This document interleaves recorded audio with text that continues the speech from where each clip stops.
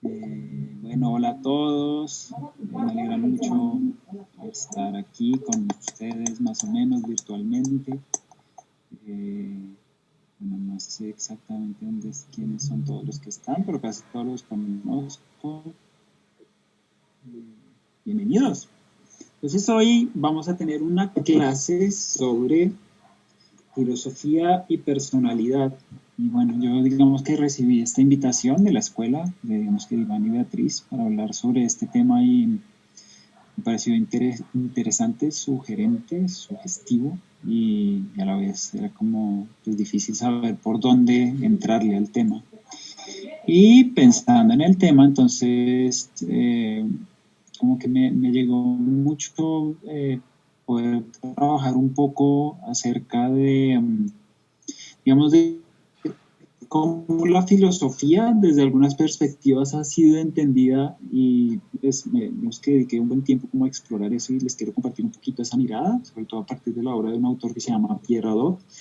Y luego vamos también a jugar un poquito con un texto de Claudio que también pues, me sugirieron revisar, Beatriz, que es un texto de este libro, es un ensayito que aparece en este texto de Claudio que se llama Ensayos sobre la psicología de los eneatipos, donde hay varios ensayos de Claudio sobre eneatipos y, digamos, carácter y música, sobre el camino de la realización o de la no lo recuerdo muy bien, como ejemplos de seres realizados, como revisando el carácter, ahí sobre el carácter de la música. Entonces, digamos, un texto bien interesante, bonito, lo estuve revisando y vamos a jugar un poquito con eso, digamos, con los personajes con los que toma Claudio de la historia de la filosofía, un poco para explorar los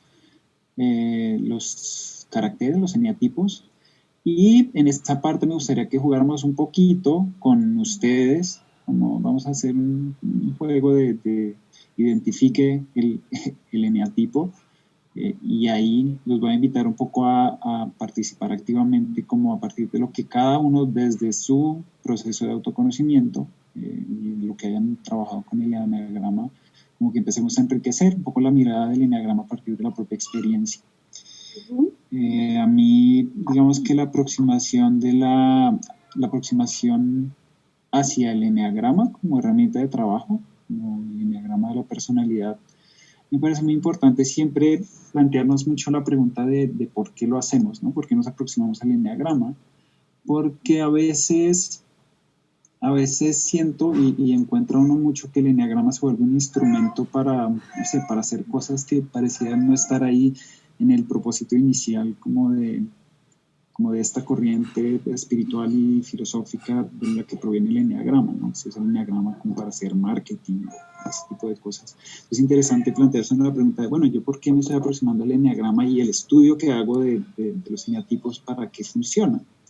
Que a veces también algo que yo veo pues, con personas con las que hablo, a veces algunos de mis consultantes, pasa que el eneagrama se vuelve un instrumento no tanto de conocimiento y de desarrollo y digamos, un instrumento para el propio camino, sino que se vuelve algo que me justifica en mi manera de ser, que me calcifica más el carácter, por un lado, y por otro lado se vuelve sobre todo un instrumento para estar como mirando afuera y señalando, ¿no? Y bueno, pues no sé, chévere con plantearse esa pregunta, porque si nos la planteamos entonces la aproximación a lo que leemos, a lo que estudiamos y lo que compartimos, pues creo que va nutriendo ese camino de autoconocimiento y de desarrollo. Y dicho eso, entonces, bueno, voy a empezar un poquito con esta idea de la filosofía como forma de terapia. Entonces, Claudio en este texto hace algo interesante, porque él dice, claro, la filosofía ha sido un ejercicio que la humanidad, que algunos seres humanos han emprendido como una forma de aproximarse al conocimiento. Pero en un segundo que voy a cerrar la puerta, que es que están jugando allá afuera. Y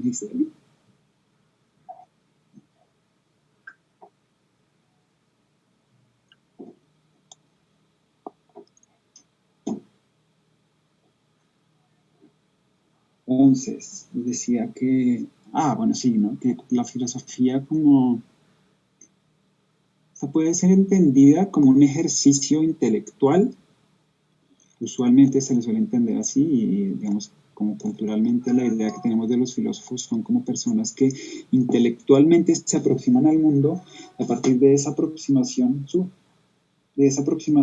al mundo y de una construcción que se hace en torno a su experiencia y su relación con una tradición del conocimiento, construyen como un sistema teórico abstracto para dar cuenta del mundo, ¿sí? Y la construcción de ese sistema teórico, como que lo fundamental es el conocer, el saber y el dar cuenta de cómo es el mundo. Entonces es una visión de la filosofía que, digamos que si lo pensáramos un poco desde la perspectiva de Claudio, estaría muy en la esfera de lo intelectual, ¿no? Como del tercer cerebro, si se quiere. O sea, una construcción completamente,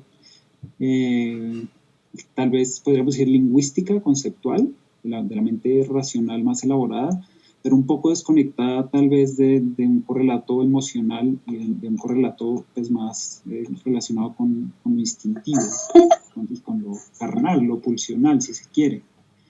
Y esa visión, digamos que es una visión como muy característica sobre todo de la modernidad. Y buena parte, si uno mira buena parte de la filosofía de la modernidad, es una filosofía que es un poco así, un poco abstracta y algo desconectada de alguna manera de sus consecuencias en términos mundanos, ¿no? En vano, Marx decía algo así como que los filósofos han estado describiendo, explicando el mundo cuando deberían estar intentando transformarlo. Pues que no se refiere exactamente a lo mismo, pero es como hablando de esta desconexión. Y digamos que esa visión de la filosofía muy probablemente es heredera como de algo que va a ocurrir en los orígenes de la modernidad, pero pues que tiene una historia más antigua, que es como esta distinción que plantea Descartes pues en su filosofía, que es, él habla como que digamos, en el ser hay como dos instancias o dos sustancias, lo llama él distintas, que es como la res cogitans, que es como la sustancia pensante, podríamos llamar la mente, y luego la sustancia material, que es de lo que está hecho el resto del mundo, y son como dos esferas diferentes, y entonces el que conoce o lo que conoce está en esta instancia de lo inmaterial o lo mental, y lo conocido es todo lo demás. Y entonces la filosofía se ocupó mucho como de esa parte, en esa desconexión. Claudio va a decir algo muy bonito en este, en este ensayo, y es que, digamos que la filosofía puede leerse de esa manera, como tratar de entender los relatos o las explicaciones y construcciones a través de las cuales los filósofos han tratado de dar cuenta del mundo, de cómo conocemos, de cómo funcionamos como seres humanos, cómo nos relacionamos. Pero él dice, uno también puede leer y aproximarse a la filosofía como, digamos, como olfateando cómo cada filosofía es el reflejo de una manera de estar y de experimentar el mundo, ¿sí? Un poco, esto es como decir que cada filosofía de alguna manera refleja un tipo de carácter, un tipo de personalidad. Como que la manera en que un filósofo se explica al mundo no es fruto de una aproximación objetiva y transparente y contemplativa al universo.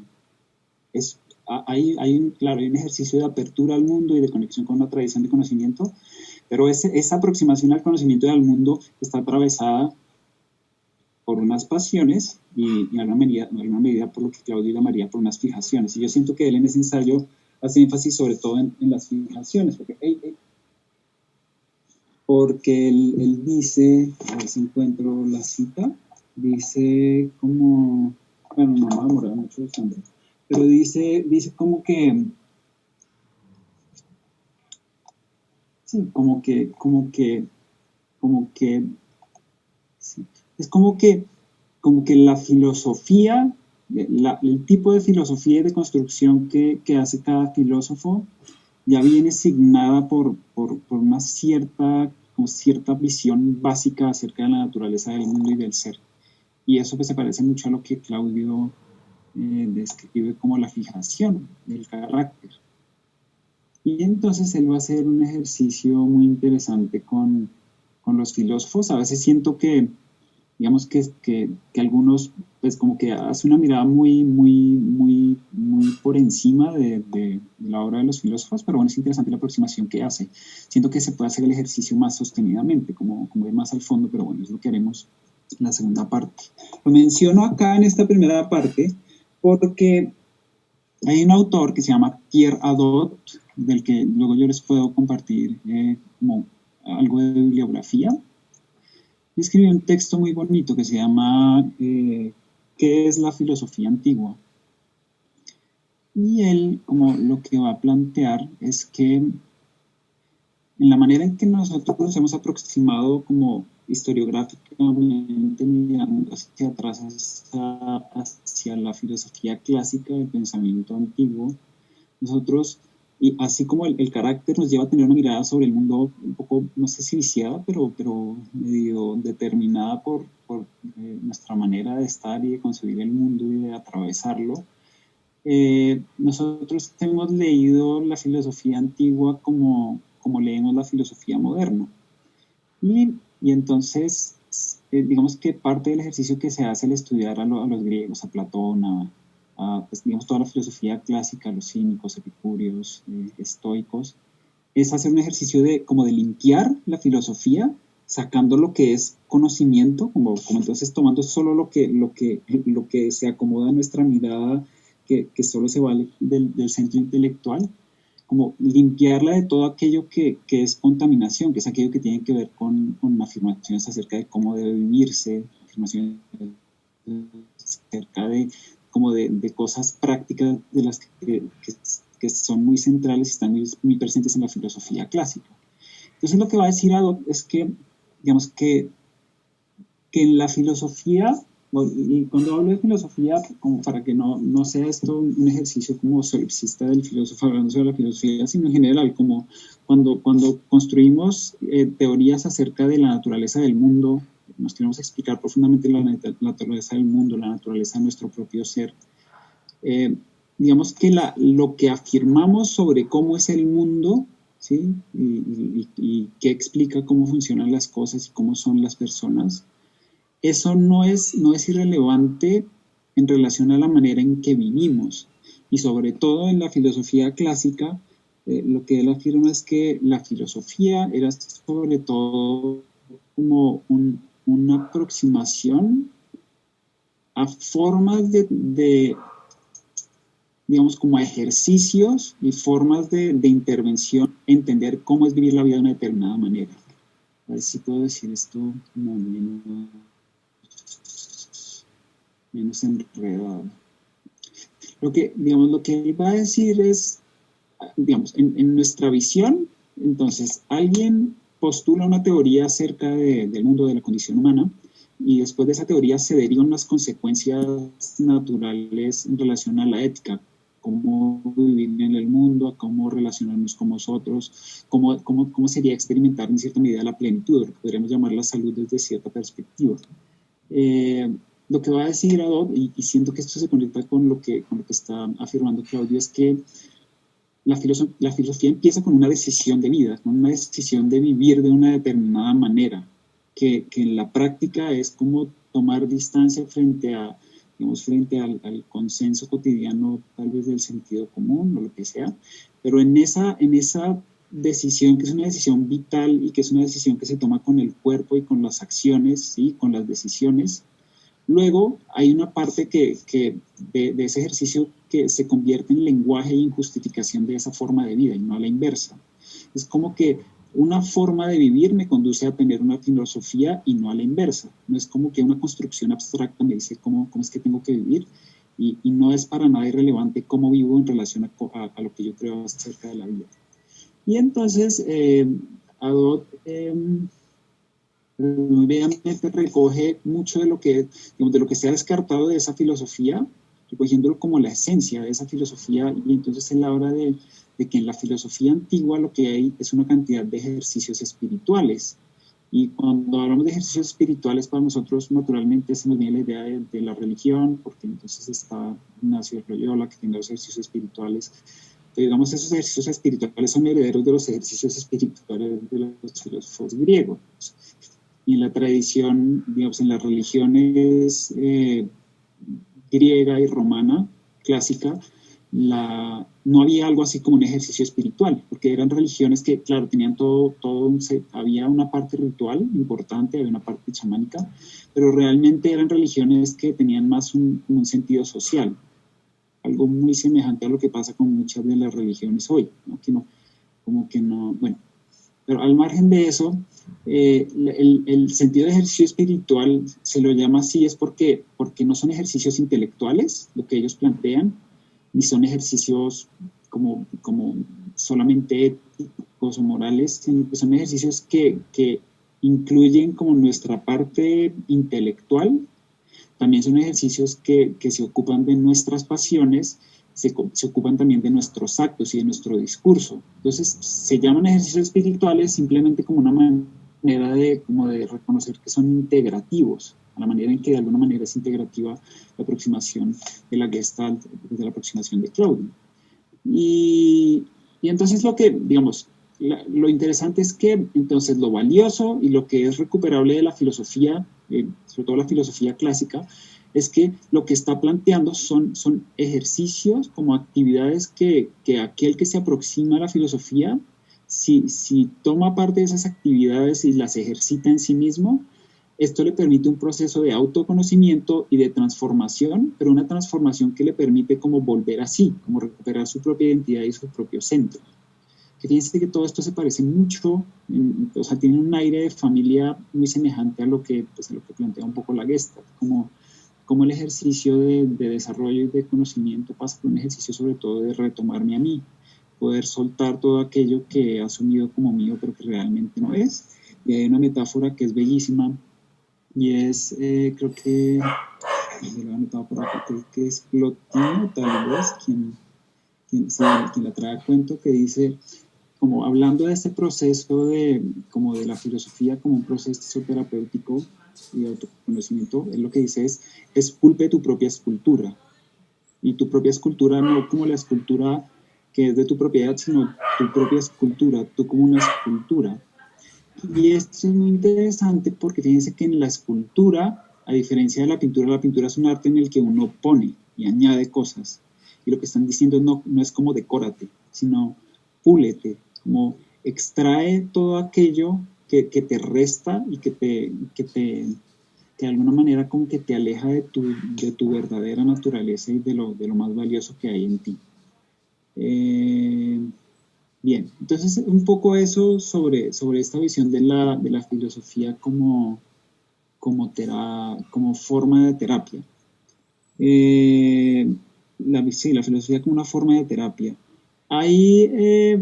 Contemporáneamente hay muchos autores que están trabajando esto, como digamos que desde la filosofía se reconoce mucho, en mi experiencia como estudiante de filosofía, en mi universidad yo tuve profesores muy valiosos, gente muy brillante, muy interesante, pero en ellos era muy evidente como esta disociación entre el personaje teórico y el profesor en clase, y luego el personaje vivo, con la manera en que llevaban sus vidas privadas y sus relaciones, sus interacciones con los estudiantes, era una cosa muy loca y a mí me generaba muchísima confusión.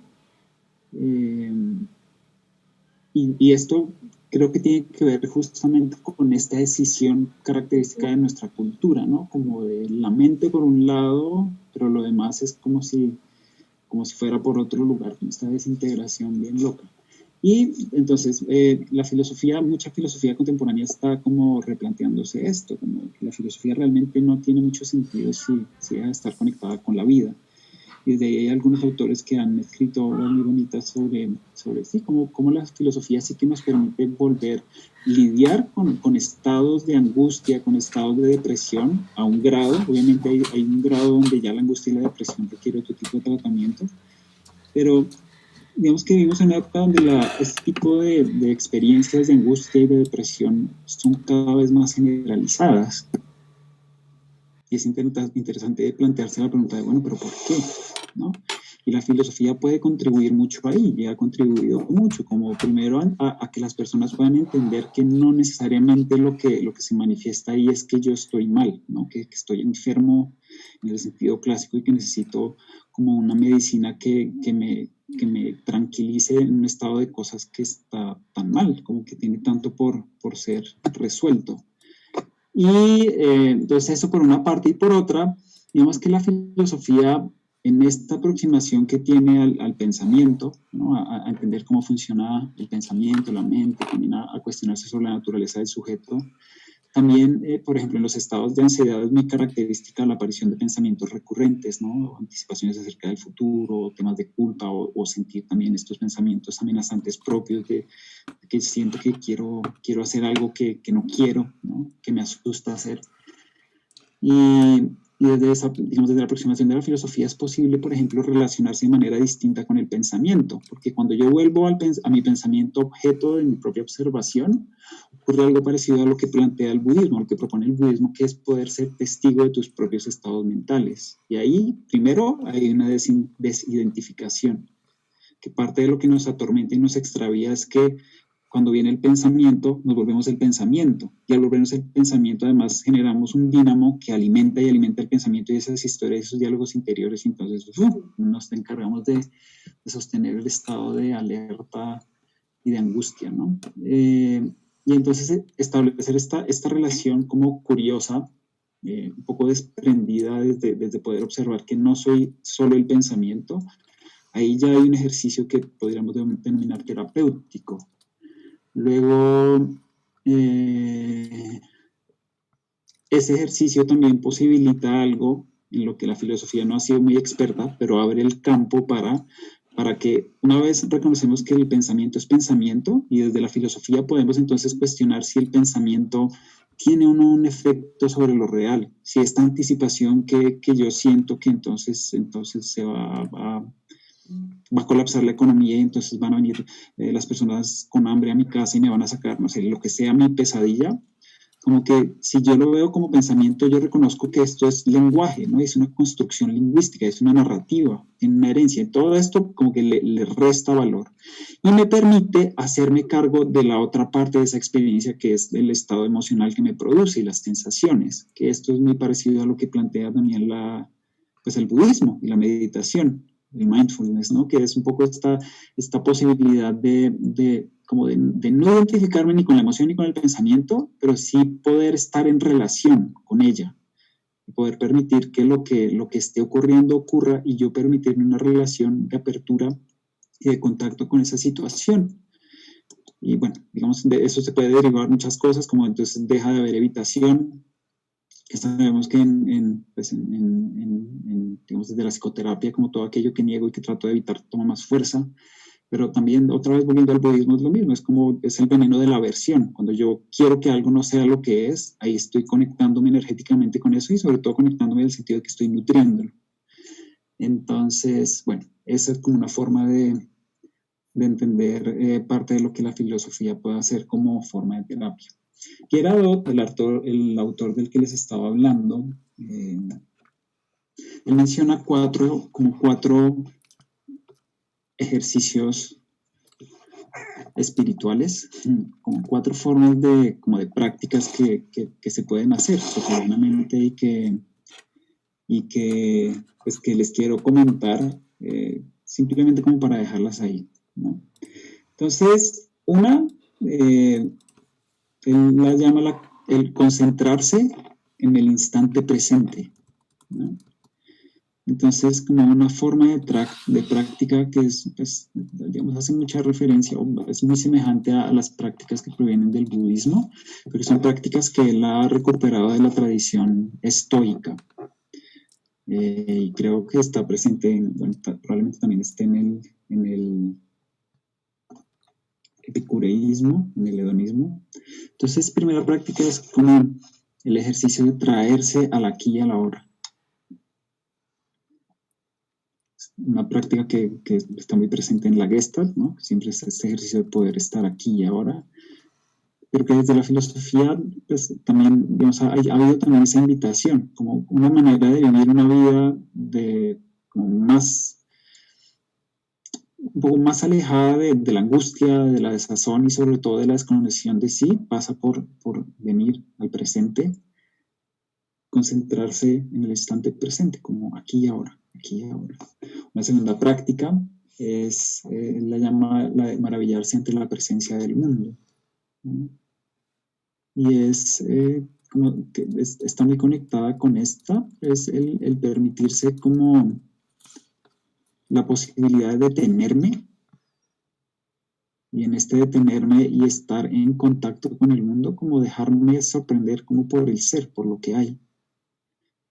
La posibilidad de acceder a esta práctica pasa por el ejercicio de parar, ¿no? Parar y abrirme al contacto. Hay algo muy, muy bello y es que bueno, digamos, hay como una focalización en el aquí y el ahora. Digamos que sería un poco el ahora, el presente, el aquí, en esto de maravillarse ante la presencia del mundo. Pero en esta concentración es como nos abrimos al misterio y la maravilla de lo más íntimo, de lo que sea que haya. Sí, como cualquier asunto, esto lo decía Nietzsche, es como cualquier cosa en la que entregues y detengas tu atención, se va a convertir en algo que vas a descubrir que es como absolutamente sobrecogedor. Esa es una de las segundas invitaciones, o como de los segundos ejercicios espirituales que he planteado y que recoge de estas tradiciones clásicas. El tercero es mirar desde lo alto, y es un poco como frente a una situación o frente a tu situación de vida, como en ocasiones abrir el plano, como tener una mirada mucho más amplia. Esto pues probablemente no sé, lo podemos reconocer también como una forma semejante a lo que plantea el Dzogchen, y bueno, varias de las tradiciones budistas también, que es lo que nos trae en nuestra relación con la situación y con la vida y con el presente, el poder por un instante como abrir el plano, abrir la perspectiva y entender cómo las cosas conectadas en relación, una visión relativamente sistémica y en las dimensiones que corresponden o las dimensiones que surgen cuando accedemos a esta mirada más amplia, más elevada. Y último ejercicio que propone y planteado es el ejercicio de tomar conciencia del misterio de la existencia, que digamos que este ejercicio es el ejercicio que se ha planteado más juiciosamente la filosofía, que sí, que podría nombrar esta pregunta vieja, que es ¿por qué el ser, no más bien la nada? O es como dejarse tocar, contactar profundamente por el asombro de que exista algo, lo que sea que exista. Y hay muchas formas de acceder a ese asombro.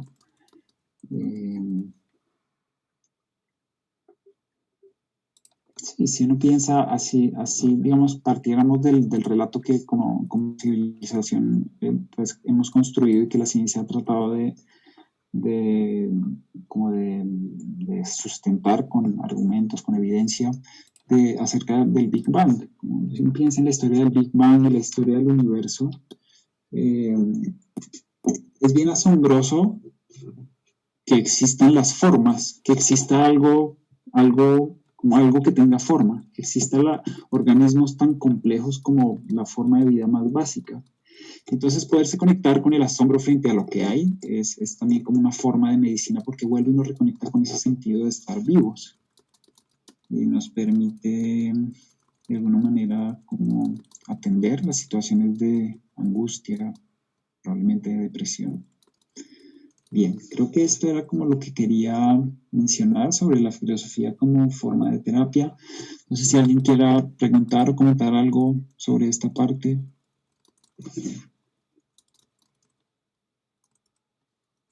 Yo. Ana. Hola, Ana. ¿Qué más? ¿Bien? Bien. Pues a ver, te estaba escuchando.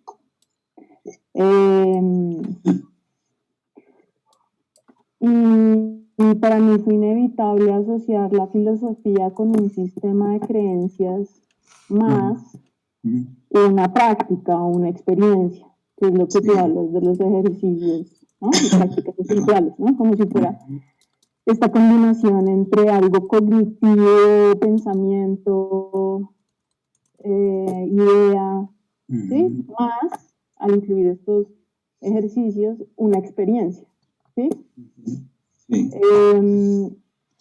Entonces, pues, digamos que yo estoy en un momento en el que creo que esa unión es lo que realmente abre un camino hacia el conocimiento, ¿sí? Como esa mezcla entre una experiencia y lo cognitivo, ¿no? O sea, como las dos cosas, no una u otra, sino como ese mix, ¿sí? Entonces, si hay un pedazo en el que creo que la filosofía es un sistema de creencias, ¿hasta qué punto esta filosofía llega a ser también una limitación? ¿Me explico? Sí, sí, llega un punto en el que eso se me vuelve un camino para empezar a encontrar casi que mi propia filosofía, ¿sí? Como a partir de este. Entonces, sí, llega un punto en que eso es una limitante, ¿no? O sea, también. Sí. Y entonces que ahí me abro a nuevas filosofías. ¿Cómo ves tú eso? Es más como este punto de vista tuyo. Sí, porque digamos que existe siempre la posibilidad, si entendemos la filosofía como una construcción teórica que pretende dar cuenta del mundo de una determinada manera, claro, se vuelve un prisma a través del cual miras el mundo. E igual digamos que en esta invitación que hace como a este tipo de experiencias, fíjate que a lo que tratan de llevar es a una manera de poder estar en el mundo, siento que como en contacto contigo mismo y con tu asombro más profundo frente al misterio que es el ser. Porque lo primero, yo siento yo digamos como profesor también de universidad, yo experimento que parte de lo que, digamos, de lo que más, yo no sé si más daño hace, pero lo que más nos empobrece es la pérdida de la capacidad de asombro. Como que hay un sentido de certeza muy grande en muchas personas, en el sentido de que se sienten muy dueñas de la verdad. Y esto, pues yo siento que cuando yo ya tengo la verdad es como que hay una calcificación de mi sistema de creencias y sobre todo genera una defensa para seguir abierto a la vida. A mí me parece, digamos, traigo el budismo. Porque fíjate, el budismo es una forma no podría decir que es una filosofía, más que una religión. Y igual como afirmaciones acerca de la naturaleza del mundo no tiene, pero no tiene tantas. Afirma, todo cambia, en toda vida siempre hay espacio para el sufrimiento, como la vida es sufrimiento en el sentido de no es triste, no, pero el dolor está ahí, nos vamos a morir y no sabemos cuándo. Son afirmaciones como muy básicas, pero lo que hacen esas afirmaciones es que te llevan a un lugar donde tú, como que tu contacto con la vida se despierta y se aviva. Okay. Y digamos que ahí tú podrías construir verdades sólidas, pero justamente para el budismo, que yo lo entiendo como una forma de filosofía. Entonces lo que te está aprendiendo es precisamente como no te apegues a nada, como ni siquiera como a la figura del Buda, como vuelve como experimentar tu propia vida. ¿Sí me están escuchando? Sí, perfecto. Ya. Bien. Sí, ¿ibas a decir algo o no? Sí, que te escucho ahora y entonces ya mi concepto cambia, porque no lo veo tanto como esto más esto, sino, o como un sistema de creencias que para mí es algo más rígido, sino es como esta invitación, ¿no? Es como este impulso, como esta patadita a que vaya usted y ¿no? Como arriesgue, o sea, sí, este impulso, sí, la veo más así, como filosofía, como esta invitación. Sí, pero digamos que sí, pero tienes razón en que, o sea, hay filosofía que también, digamos que es muy normativa y también plantea como el mundo es esto, ¿no? existe. Un poco de lo que yo les traía era un poco esta visión, que es una invitación a, como a aproximarse desde el asombro y que, no sé, que plantea algunas herramientas como para no facilitar, sino como para promover ese tipo de contacto asombroso frente a la existencia, frente al misterio que es el ser. Y ya luego ahí, cuando uno se conecta con las preguntas, es muy chévere leer, digamos, pues sí, conocer la historia de la filosofía, porque es ver cómo distintas formas de estar en el mundo han tratado de responder a esa pregunta. Yo tengo Gracias, una pregunta, Pablo. Dime, Jade. ¿Cómo desde tu quehacer filosófico nos puedes hablar un poquito de esta afirmación que yo le he oído y he leído en varios momentos, y es que la Gestalt se convierte en una filosofía de vida? Ah, qué bueno. Pero a ver, la dejo caer.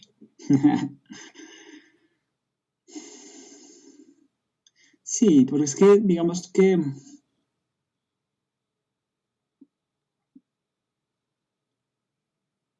fíjense que mucho de la invitación, como que yo he estado planteando, o que plantea como esta manera de entender la filosofía, está muy conectada con este camino como hacia uno mismo, ¿no? Y primero hacia el contacto con el propio ser, que sea eso que hay en ese ser, como es ya un misterio, pero es cómo es andar el camino hacia poder estar plenamente presente, despierto y en contacto con la vida y con la experiencia. Y sí, yo diría que como que se vuelve una filosofía de vida en el sentido de que la Gestalt te está invitando permanentemente como a estar ahí, presente, vivo, puesto, ¿no? También se vuelve una filosofía de vida, o sea, no tanto como porque habla mucho, ¿no?, de que es un existencialismo ateórico, ¿no? Y es en el sentido de que te invita como a darle el valor pleno a la vida que te atraviesa y al contacto con la vida y con los otros, sin darte muchos preceptos más allá de como de dejarte ser en todo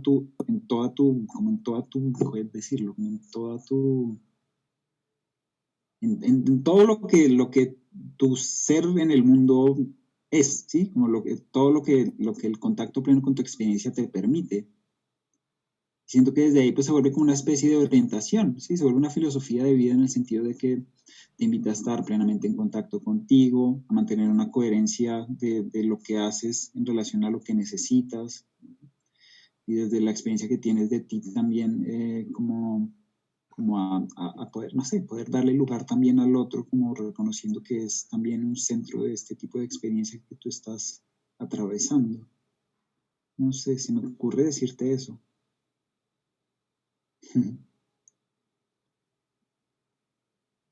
Bien.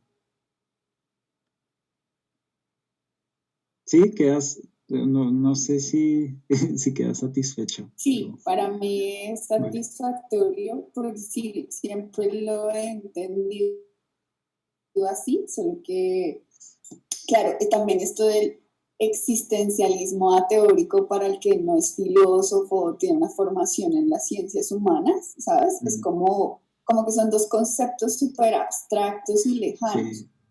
Sí. Porque Claudio lo nombra en sus libros, y los gestaltistas grandes también, Paco, Pedro de Caso. Hasta estuve escuchando una conferencia de, ¿cómo se llama la señora italiana? ¿Ginetta? No. ¿Ginetta? Bueno, no, la señora que estuvo muy cerquita de Claudio en los últimos años, que es italiana, Grazia Ceccini. Y ella también como que hace una presentación de la Gestalt como una filosofía de vida y un existencialismo teórico. Entonces,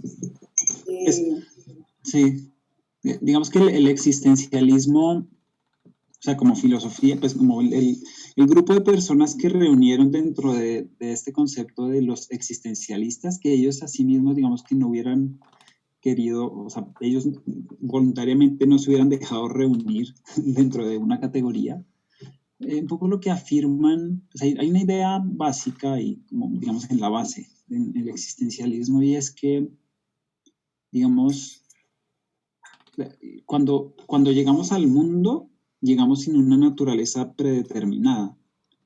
Un poco como lo han planteado en la filosofía, es como que la existencia precede a la esencia. ¿Sí? En el platonismo está la idea de que hay unas cosas que preexisten al ser y le dan forma y explican por qué el ser tiene una forma. Y en la tradición, digamos, judio-cristiana es un poco la idea de que las almas llegan al mundo de otro lugar y entonces uno llega y ya es alguien. ¿Sí? El existencialismo va a decir, no, como uno llega al mundo y la experiencia y su situación lo va configurando de una determinada manera. ¿Sí? Y esto, pues, vemos que claramente se relaciona mucho con la visión de Claudio y del enneagrama, como todo el tema de cómo la herida nos marca y determina nuestro carácter. El existencialismo, digamos, como un pilar importante de esta visión es un poco la idea de que sí, es como que el mundo en sí mismo está vaciado de sentido. Digamos, los seres humanos somos seres que necesitamos sentido para funcionar. Y sentido quiere decir como narrativas, construcciones en el lenguaje que nos señalen como un, no sé, como un norte, finalidades. Entonces, cuando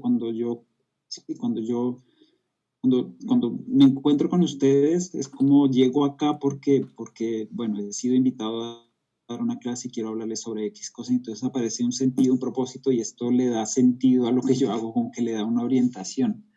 Para los existencialistas el sentido, no hay sentido más allá de las mentes humanas, como el sentido es una construcción de seres, de unos seres que aparecen en este planeta como parte de un proceso evolutivo natural, que aprenden como una manera de interacción que está mediada por un lenguaje que les permite después construir elaboraciones más complejas, ¿sí? Como narrativas, conceptos abstractos, que después es difícil como encontrar un correlato en tierra. Y entonces, digamos que en la pregunta acerca de qué es vivir una vida bien vivida, ¿no? ¿Cómo es ser un buen humano? ¿Sí? O cómo es vivir bien. Si en la Edad Media entonces estaba claro que pues, el sentido de la vida tenía que ver con el propósito divino, porque sí, el mundo es una creación de Dios y la tierra es un periodo pasajero, pero lo que debemos aspirar es a la salvación eterna, y entonces la vida se tiene que vivir de una determinada manera. Ahí hay toda una construcción acerca del sentido de la vida. La modernidad, con lo que Nietzsche llamó la muerte de Dios, con parte del proceso de desencantamiento del mundo que ocurre con la Ilustración y sobre todo con la Revolución Científica, que hace algo que yo siento que es como, pues que es un poco una trampa, pero es como que la ciencia construye una manera de aproximarse al mundo y de entenderlo, en donde tiene que valerse de la magnitud de todo lo que se puede medir y cuantificar para poder utilizar el andamiaje de las matemáticas, de la física, para poder sí, construir como todo digamos, el andamiaje teórico complejo que tiene la ciencia, digamos, las ciencias naturales modernas. Y entonces va a dar un paso más allá que yo siento que es ilegítimo, y es que, claro, la ciencia permite aproximarnos al mundo con una visión que nos dota de una certeza muy profunda acerca de la naturaleza del mundo, pero después cuando, es decir, podemos predecir cómo se mueven los movimientos, cómo se mueven los cuerpos, cómo se mueven los cuerpos celestes, y eso nos da como, uy, sabemos mucho y tenemos ya la forma de aproximarnos al conocimiento del mundo. Pero entonces la ciencia va a dar un paso más y va a decir, entonces, solo aquello que se puede conocer de esta forma es verdad. Todo lo demás no es cierto. Y entonces ahí, como el resto de experiencia humana que ha estado presente desde el origen de la humanidad emocional, queda descartado como territorio de la opinión, de lo no cognoscible, como clara y precisamente. ¿Sí? Esto también es un poco heredero de la tradición cartesiana. Y bueno, pues todo esto era para el existencialismo. Porque entonces, ¿qué hace esto? Hace que en el mundo, entonces, por ejemplo, el sentido no es algo cuantificable. El sentido, la ciencia no se ocupa del sentido, porque sus instrumentos pues, no sirven para eso y no le interesa. La ciencia surge como una reacción a la visión aristotélica del conocimiento, que hablaba como de causas finales y hablaba como de una teleología, de una finalidad en el mundo natural. Y interesantemente la biología hoy está recuperando toda esa visión como teleológica de la naturaleza, pero bueno, eso no nos interesa tanto. Pero a lo que voy es a que el existencialismo es heredero de esa visión desencantada del mundo. Y entonces, pues uno de los pilares de esa visión del mundo es que el mundo o la vida no tiene sentido, intrínsecamente no tiene ningún sentido, no tiene sentido alguno. Y entonces, cada individuo tiene la responsabilidad de construir ese sentido. Como cada vez que tú tomas una decisión, tú estás andando un camino que no, como que no tiene ninguna garantía de hacia dónde va. Y cuando tú decides hacia dónde construir tu vida, lo estás haciendo como en un silencio absoluto, en donde no hay, sí, como no hay una brújula externa que te permita orientarte si lo que estás haciendo está bien o está mal, ¿sí? O si es valioso o no es valioso. Y entonces, ¿qué se deriva de esto? Por un lado, que cada uno de nosotros tiene una responsabilidad absoluta sobre su propia libertad. Aunque a veces entonces vemos que no, como que Dios no nos habla y se dice que Dios ha muerto y entonces y el mundo no me habla, no hay claridad acerca de qué se trata la vida y yo tengo esta angustia de que no sé qué hago aquí, ni qué es lo que necesito hacer, ni cómo tranquilizarme en este estado de ansiedad permanente que tengo.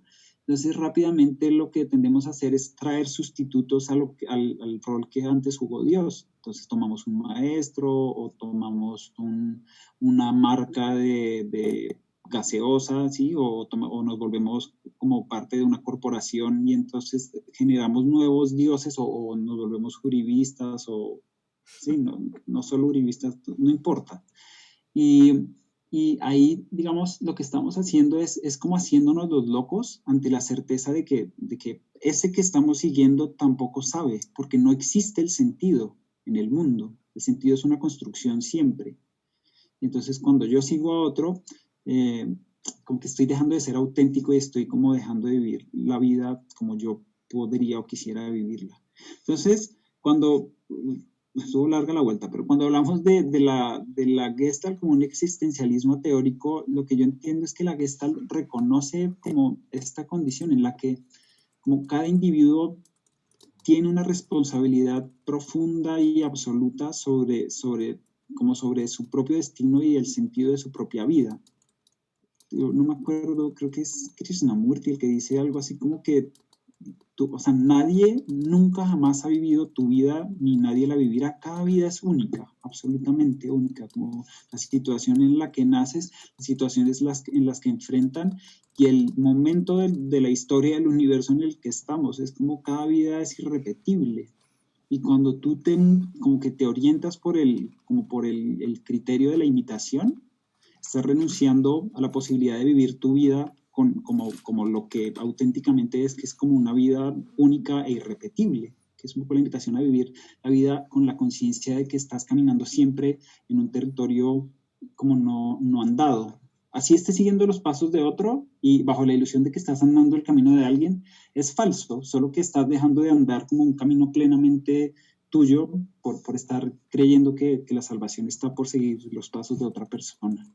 Es ateórico porque fíjate que el existencialismo no te está planteando, claro, tiene estos supuestos detrás, como de que no existe un sentido afuera, pero no te está planteando cómo deberías vivir tu vida. Simplemente te está diciendo, amigo, no hay sentido, ¿sí? No hay respuesta. Como cada decisión que tomas, nadie te puede decir desde afuera bien o mal justificadamente. ¿Sí? Te lo va a decir desde sus prejuicios y su visión, pero cualquier decisión que tomes es indiferente en un universo donde afuera no hay sentido, donde toda asignación de valor es siempre una construcción de este ser que produce historias y que valora desde la construcción como del lenguaje y bueno, esta mirada propia de los seres humanos. ¿Ayudó o siguió siendo muy abstracto? No, para mí no sé. Vale, bueno. ¿Alguien más tiene una pregunta?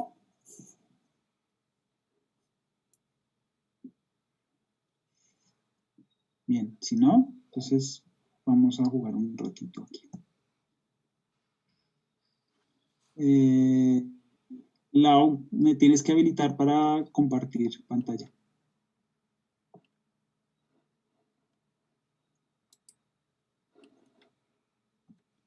¿Puedes? Listo, ya. Listo. ¿Dónde estoy yo acá? Un segundito. Bueno, entonces, ahora voy a pasar a un poco a lo que... Ahí, ¿dónde está? Acá. Al texto de Claudio.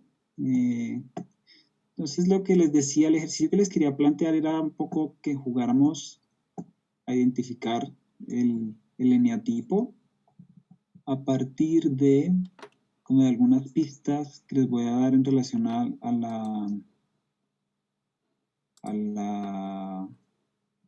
las descripciones que hace Claudio de los personajes. Esperen que se me perdió.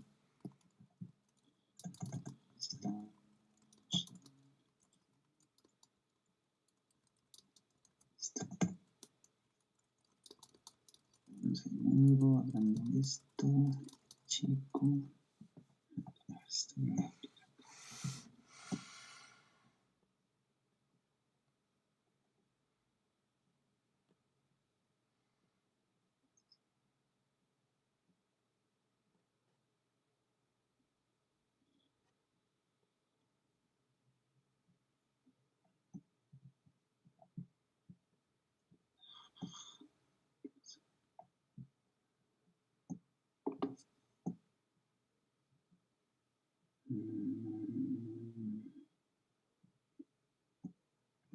Perdón, un segundito.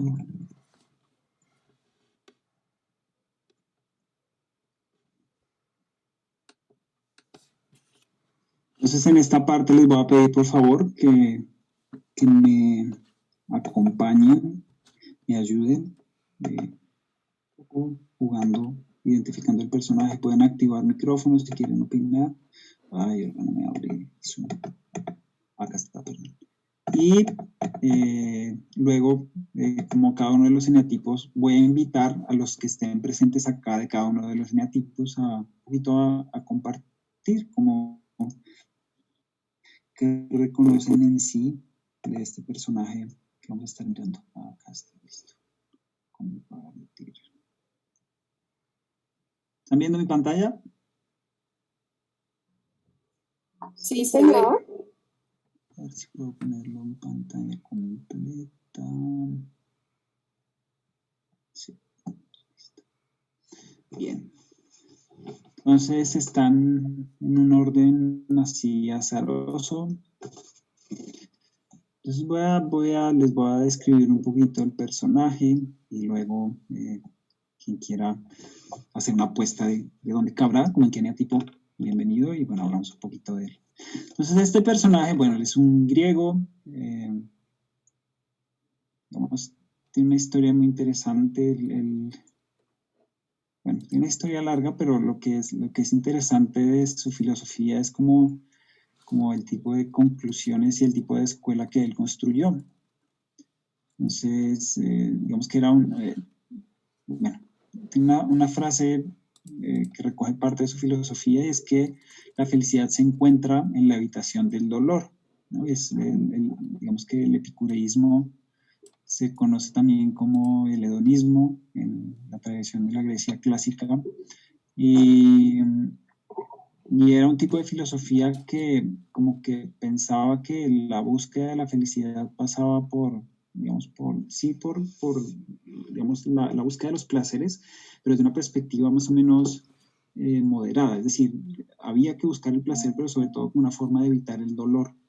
Porque a veces la búsqueda misma de los placeres en exceso era conducente al dolor, como por exceso también. Y eso pues, es parte de la sabiduría de esta filosofía. En su escuela era descrita como un jardín de placer donde los discípulos languidecían entre sus goces. Esta frase es de Claudio, porque digamos que lo que él construyó fue una especie de comuna, donde vivían personas con creencias semejantes. Perdón. Y era sí, una comuna donde digamos que las relaciones que se sostenían ahí eran muy abiertas, había un tema como de la propiedad compartida también, sí, era un lugar donde lo que se buscaba era sobre todo, pues se buscaba una cosa que se conoce como la ataraxia, que es un estado en el que se experimentaba como una especie de serena pasividad, pero en ellos como muy conectada con la búsqueda de ciertos placeres no extremos.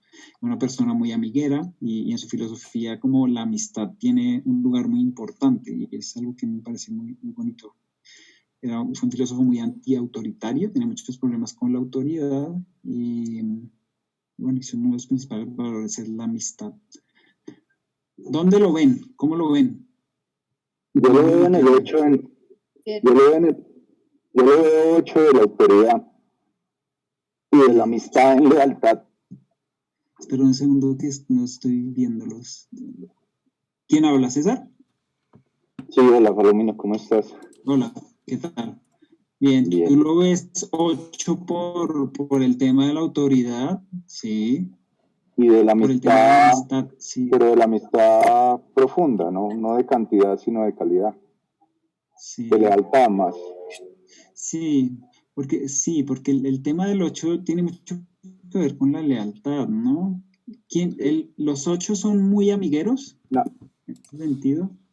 No, no son amigueros, pero las amistades que tienes sí son muy profundas. Bien, porque él era muy amiguero, como decían que el lugar a donde llegaba tenía multitud de amigos, ¿no? En ese sentido. No, pues ya no.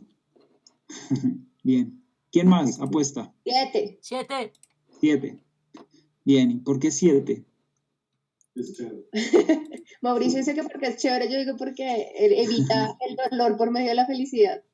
O sea, la felicidad se encuentra en la habitación del dolor porque es amiguero y es como, sí, o sea, como el placer, por ejemplo, lo que decía que como el jardín del placer, el 7 busca mucho eso, ¿no?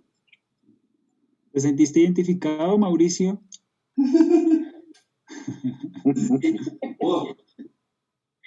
Un poco, bien.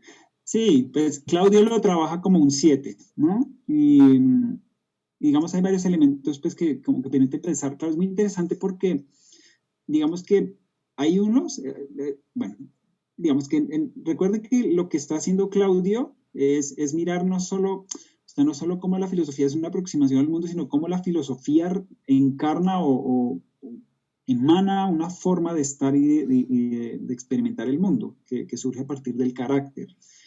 Y leyendo el texto, es muy bonito también leer cómo Claudio es muy 5, o en su aproximación a los filósofos, su mirada es muy curiosa y a la vez muy desprendida. Y bueno, y no sé por qué estaba yendo para allá, pero bueno, no, se me fue. Bueno, digamos, lo trabaja como un 7 y como un 7 relacionado con esta evitación como del dolor, también con esta habilidad como de estar siempre en relación con otros, una relación constante con los otros. Sí, que digamos que Claudio los trabaja también como viendo cómo en su aproximación a la filosofía y en su cultivo de sí también como dan un paso más allá de su propia neurosis. Y entonces él comentaba cómo, digamos, parte de las virtudes que había desarrollado Epicuro tenían que ver con el hecho de que, claro, él reconocía su camino hacia la plenitud, como un camino que estaba conectado con reconocer esta búsqueda de bienestar, que tiene una relación con la aproximación hacia ciertos placeres, pero con una moderación bien importante, como que él llegó a construir en su filosofía una mirada en la que, digamos, el exceso de placer era claramente indeseable, y el tipo digamos, de comuna que construyó y digamos, de sistema de vida encarnaba mucho eso. Y entonces también pues, Claudio decía, es interesante mirar a estos filósofos para que nos permita reconocer un poco las filosofías implícitas que cada uno de nosotros tiene desde su carácter, y también puede reconocer como formas en que estos caracteres pues le dieron un poco la vuelta sin dejar de ser quienes eran. ¿no? Entonces, bueno, eso es interesante. ¿Hay algún 7 por ahí que quiera compartir algo sobre lo que ve aquí, lo que reconoce, lo que extraña?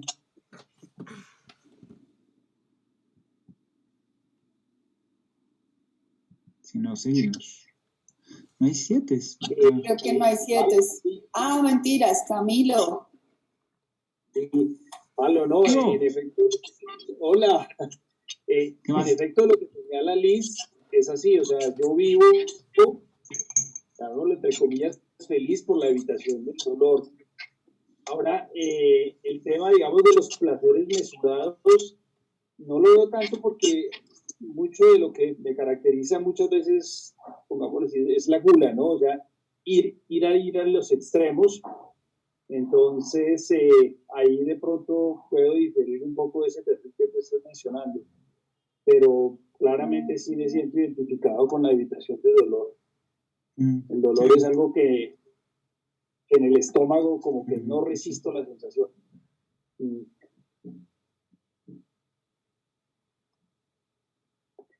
Y hay otro, Bien, hay o otro sea, alguien asunto que ahí, el anduvo. tema de los amiteres también. Digamos, yo personalmente, cuando entro a una reunión, pues rápidamente hago contacto, muestro una cara de simpático, etcétera, y logro de alguna manera tener un centro de atracción. Pero a fondo, amigos, no, tengo muy pocos, realmente muy pocos, lo cual, digamos, si la palabra amiguero se nota por caer simpático, pues no siempre es así, por supuesto, pues realmente esa connotación en mi caso no aplicaría. Vale, bien. Compañero. Ahí van. Y bueno, no conozco el texto. ¿Claudio menciona los subtipos? No, ahí no. Algunos los menciona, otros no. Porque, por ejemplo, aquí de qué 7 estamos hablando, ¿no? Tú dices que, bueno, y ahí lo dices, una escuela descrita como un jardín de placer, es muy estimulante, y al mismo tiempo sí, placer, pero no tanto.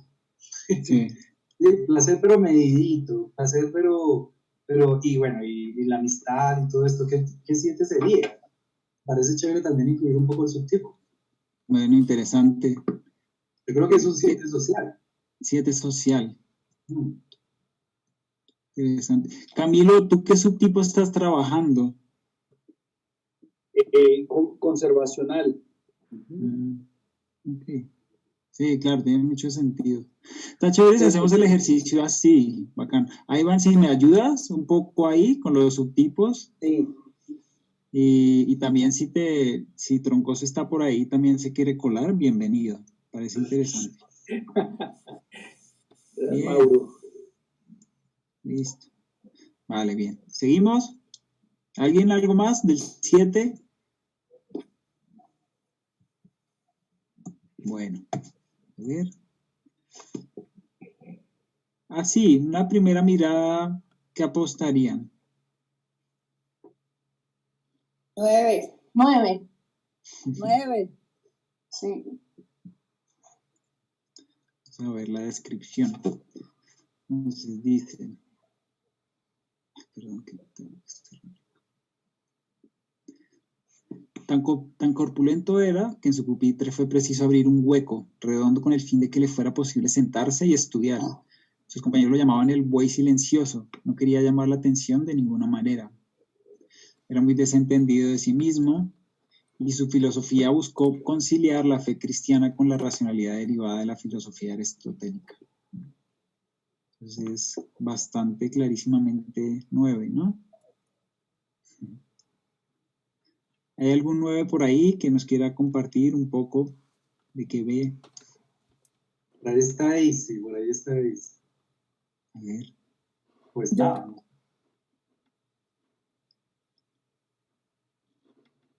No, ya no está. ¿Cómo se llama este filósofo? Este es Santo Tomás. Okay.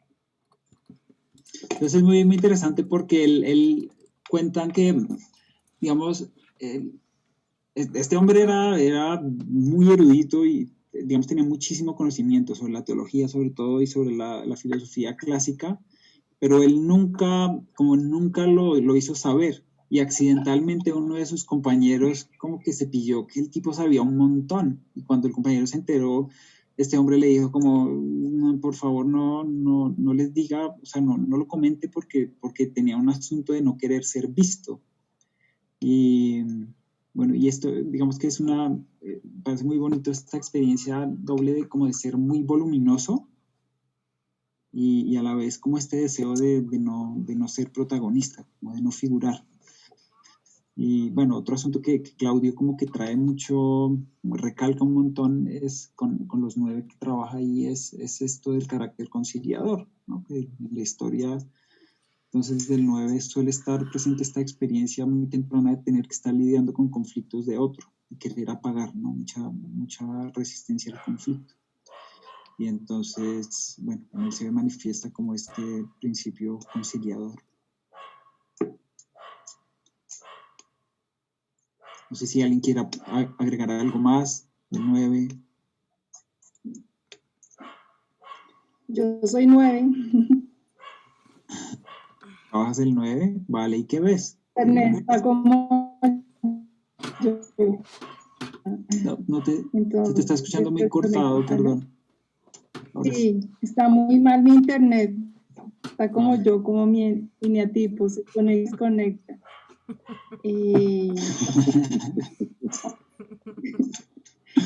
Entonces, no, pues es parte de mi historia.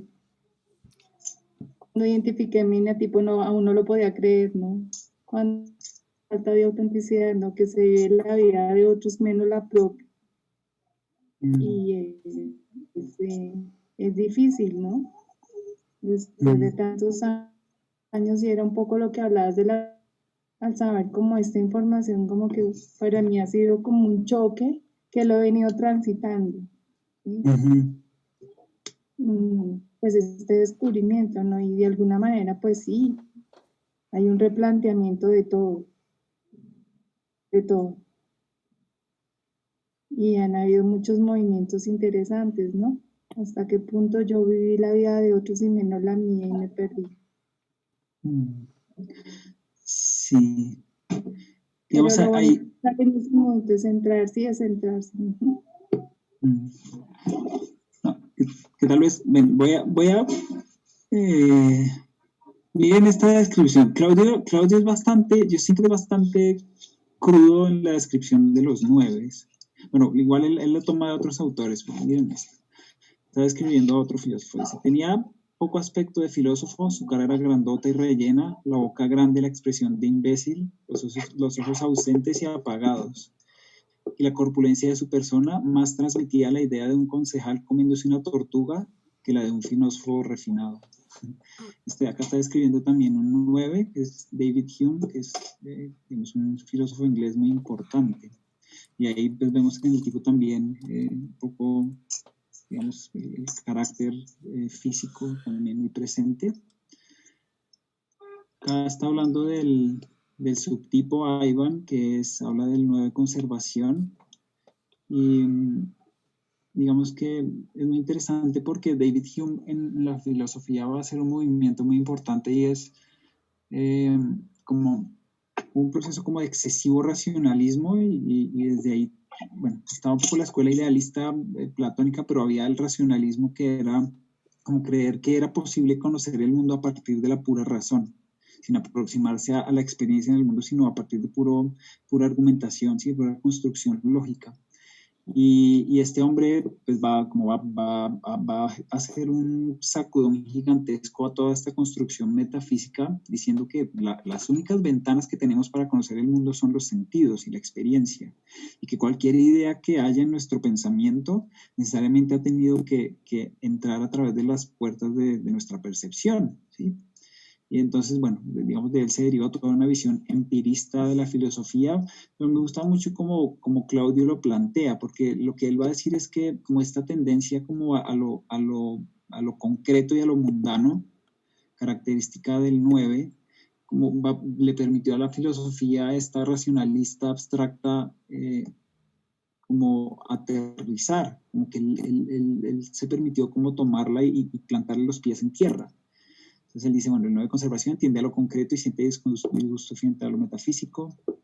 Y desde ahí, bueno, pasa que digamos que se vuelven personas que no tienen mucha interioridad porque, digamos, cualquier aproximación a lo sutil y a lo etéreo lo vuelven concreto, ¿no? Él menciona ahí como a veces el anhelo de amor del 9 él lo traduce en apetito por cosas concretas, ¿sí? Por comer, por tener. Es una descripción bien interesante y que bueno, habla un poco de la figura de David Hume. ¿Aló? Sí, sí. A mí o sea, se me cruza un poco porque, claro, veo la foto y me parece muy 9, pero leo el escrito y me lleva al 6. No sé si, obviamente la tríada está ahí clarísima, pero veo mucho ese tema de lo concreto, de lo racional, de la necesidad del entendimiento desde lo mental. Ahí me pierdo un poco, ¿no? Sí, pero digamos que acá no estamos hablando tanto de un carácter mental. O sea, es más, lo que está diciendo es como estas construcciones abstractas, traerlas a lo concreto. Digamos que el 6 sí tiene una tendencia mucho más hacia la elaboración mental, conceptual, y en el 6, digamos que es muy interesante porque el 6 y el 5 en eso son muy cercanos. Digamos que yo en mi trabajo con mi eneatipo estuve mucho tiempo trabajando el 5 y ahora estoy trabajando el 6. Y puedo reconocer que hay cosas como muy próximas, pero el tema es que el impulso hacia el conocimiento del 6 tiene mucho que ver con esta necesidad de organizar el mundo, encontrar sentido y en buena medida para poder decidir qué hacer, como la acción. Porque mucho de la angustia del 6 es no saber, ¿no? Poder decidir, esta indecisión. Y eso lo lleva como a pensar y a construir para que en esta construcción de sentido yo encuentre un mapa, una orientación para moverme. Yo no sé, no veo esto aquí. Dime. Por favor. No escuché, perdón. No, pero en términos de conversación que sí. Es que no te estoy escuchando.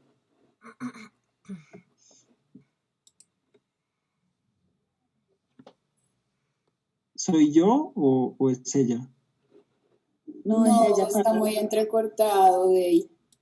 Vale. Daisy, si lo escribes en el chat. Le estoy preguntando a Palomino que cuando se plantea, se siente disgusto frente a lo metafísico, ¿qué significa? Pues es como una aversión a lo abstracto, a lo no concreto. ¿Sí? Cuando pues, se habla de la metafísica es como estas preguntas acerca de la naturaleza última del ser, como de la esencia del ser. Y siento que es como un camino, como lo describe Claudio, es un camino hacia un lugar muy incómodo donde no hay tierra en ese lugar.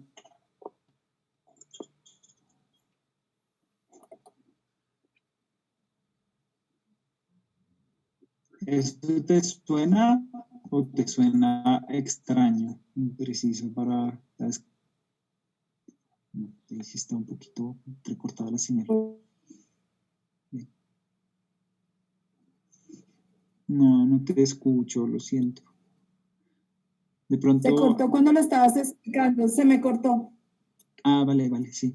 Que de pronto si apagas la cámara funciona mejor la conexión. Que... no... Es que no escuché tu pregunta. ¿Lo de lo metafísico lo alcanzaste a escuchar? No, creo que ahí se le cortó para. Vale. Ahora sí. Entonces, que digamos, el discurso frente a lo metafísico es como el discurso frente a las preguntas acerca como de la naturaleza profunda del ser, como de la esencia primordial del ser, de las cosas, como este tipo de preguntas que van más allá de lo concreto, ¿sí? De lo mundano. Aunque allá se va a un territorio donde como que no hay el suelo que tiene el 9. Y un poco lo que planteaba Claudio con David Hume es que él va a ese territorio y ¡bum!, vuelve y trae las preguntas a tierra y dice, no, ahí no hay concreción. Y eso él lo entiende como una virtud de ese eneatipo, como una manera en la que puede también como contribuir. Pero que en exceso, pues, digamos, también genera un empobrecimiento como de la vida interior, en la medida en que no se permite la crisis existencial porque trata de resolverla con el apetito, con lo concreto. No con el apetito, ¿no? Con volverlo concreto. Bueno, a partir de la imagen, ¿qué dirían de este personaje? ¿Qué eneatipo, así superficialmente por encima? 3. Sí, ¿no? Tiene pinta de 3. Él es Leibniz, y bueno, lo que dice Claudio es, bueno, digamos, tiene una obra filosófica amplia, pero aquello por lo que se hizo más famoso fue por la creación del cálculo infinitesimal, que es una herramienta bien importante que va a permitir muchos avances en la ciencia, y lo hace como en simultáneo con Newton. Pero a Claudio le llamaba mucho la atención el hecho de que él tenía muchos más avances en la filosofía de los que publicó. Y justo aquellos que no publicó, sostenía Claudio que lo hace por evitar el rechazo de sus contemporáneos, como que él se resistió a publicar aquello que podía poner en peligro como su posición social. Él fue cortesano, era muy cercano a los reyes, ¿no? Estaba como muy bien contactado socialmente, y pues Claudio dice que un poco que su filosofía ocurría mucho como una manera de darse un lugar en la sociedad. Un 6. ¿Perdón? Un 6, ¿no? No, Tres. no, porque, 3. digamos, 3 fíjate que lo que por lo que está trabajando por él es por su lugar, la manera en que es visto y reconocido socialmente. ¿Sí? Como no, aquello que no publicó era aquello que como que ponía en peligro su posición dentro de la comunidad. También tiene algo de 2, pero fíjate que acá el asunto como del orgullo, ¿no? Que podría ser algo que se enfatizaría de él, no está presente. En la imagen sí parece un poco 2. Pero entonces Claudio decía, parte de esta vocación de claridad que tiene, como de ver las cosas claras y distintas, ¿no? Está muy presente en esta profundidad que tenía este hombre en el cálculo, en la construcción de un cálculo infinitesimal, ¿no? Y muchos de sus movimientos eran movimientos que tenían que ver mucho con su lugar digamos, en la sociedad cortesana. Buena parte de sus decisiones profesionales tuvieron que ver con qué le significaba a él como un valor, un rédito en términos de posición social. Entonces Claudio lo trabaja como un ejemplo de un 3. ¿Tenemos algún 3 por aquí? Es un 3, ¿no? Sí. Irene, que fue la que lo identificó. Sí, sí, para mí está calcado el 3. Sobre todo cuando leí lo de no publicó aquellos aspectos de su obra que podrían generar el rechazo de sus contemporáneos, y el tema de los contactos. Es como ese mantenimiento del estatus, ¿sí? de no caer, o, bueno, hablo por mí. Sí, el mantenimiento del estatus para mí es necesario. En la vanidad también, a través de la corte, o sea, no era cualquier, digamos, investigador. Me siento muy identificada.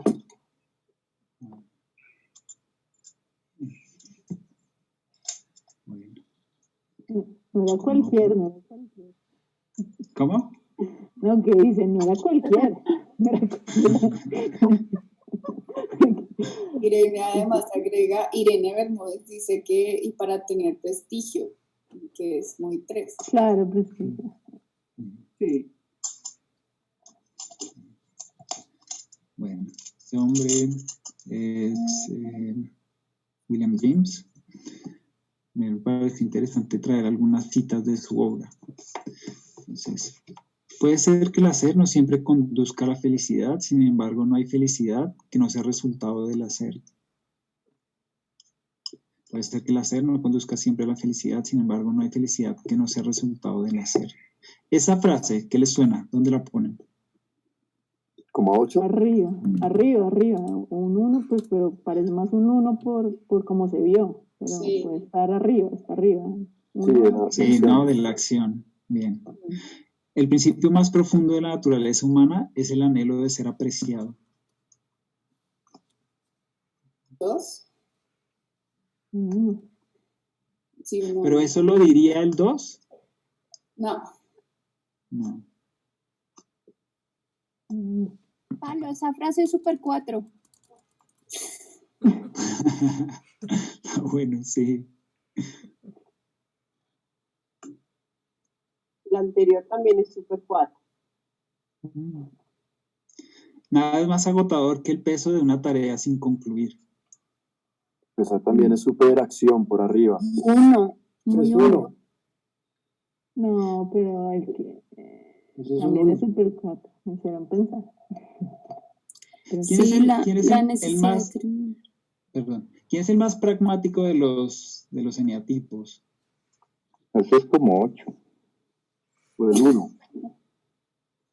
¿Sí? El No, uno eso es- pragmático es el 1. No hay 1. ¿El No, 3 pero no es sí. el más pragmático? Acá ya me estoy Sí. cuestionando yo de mi visión. El 1 es muy meticuloso, no tanto pragmático, ¿no? Pero hace. El 1 hace. ¿Pero quién es el que más hace en el El enagrama? 8 hace. Bueno, el 8 hace también. Pero el 8 diría El 3 el es muy principio más... ejecutivo. El 3 también hace mucho, ¿no? El 3 Es es de súper El 3 ejecutivo. ejecutar, exacto. El 8 diría el principio más profundo de la naturaleza humana es No. el anhelo de ser apreciado. No, es el No, poder. no, no, no. algo así. Pero, No, está eso no lo claro por ahí. diría un No, el 8. No, lo 8. único que diría es lo último. Lo único que diría es lo último. Bueno, Claudio, si están escribiendo en el chat, me ayudan por ahí, que yo no, o sea, no puedo ver la diapositiva y allá. Yo te ayudo. Aquí dicen que 3 y 1. Sí. Bueno, Claudio lo trabaja como un 3 y digamos, es muy evidentemente un 3 como cuando uno entra un poco a mirar su vida y su filosofía. Él es el inventor no el inventor, pero es un filósofo que como que le dio mucha fuerza al pragmatismo como una forma de filosofía. Y digamos que el pragmatismo es una filosofía que afirma algo así como que una teoría es válida en la medida en que funcione, en que sirva para algo. Y eso, pues a mí me parece que es profundamente 3, ¿no? En la medida en que como lo que no, o sea, lo que no. ¿Sí? ¿Están de acuerdo conmigo o no? Sí, un poco más conservación que el anterior, que me parecía más social, ¿no? Sí. Total, sí. Sí. A mí lo que me da el quiebre para pensar que es un 3, ahora que lo veo, es el tema de que habla de ser apreciado. Si no tuviera ese componente, sí sería de pronto muy, o sea, como muy rígido, Sí. digamos.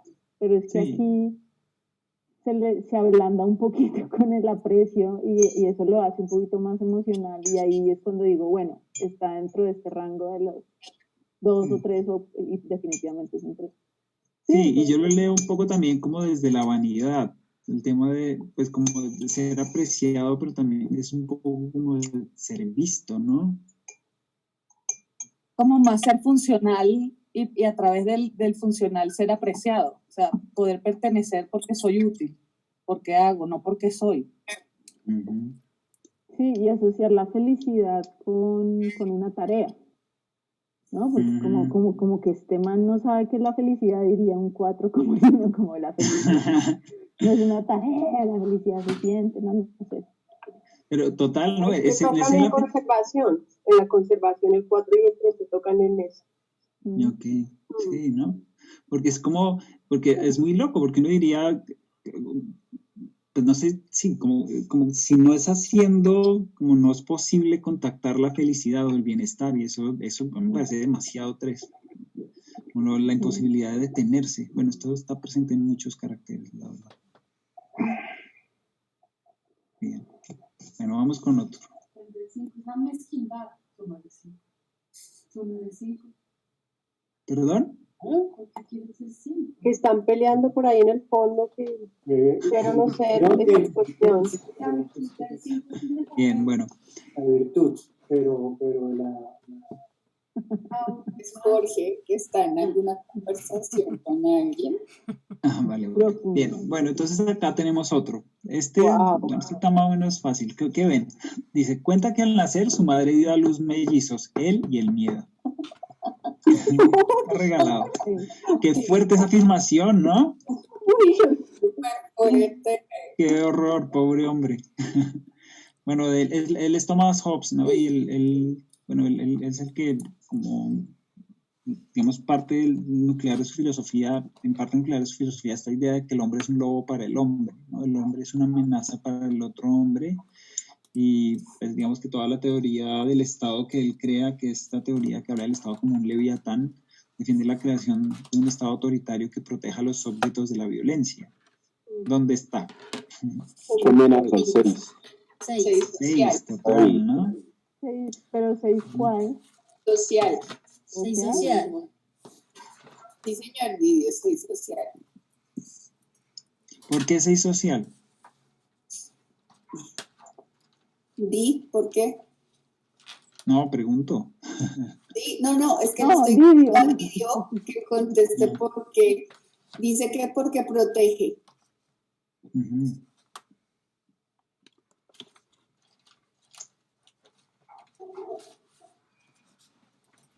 Yo diría, le agregaría que está pensando en la regulación del grupo. La norma. La relación con la norma. Didio agrega que se ve amenazado.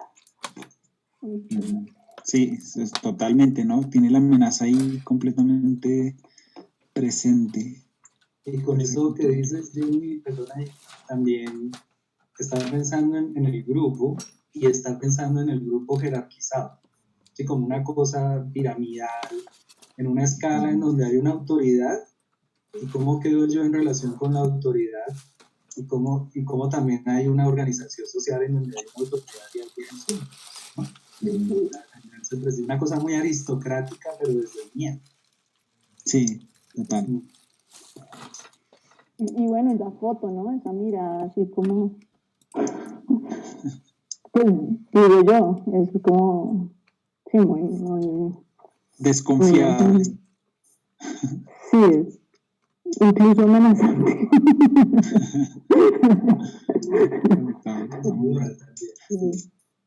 ¿Hay alguien que esté trabajando ese subtipo?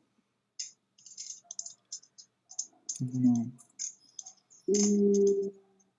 Aquí en los que están 6 social, no sé. En nuestro TEC, ¿quién es 6 social?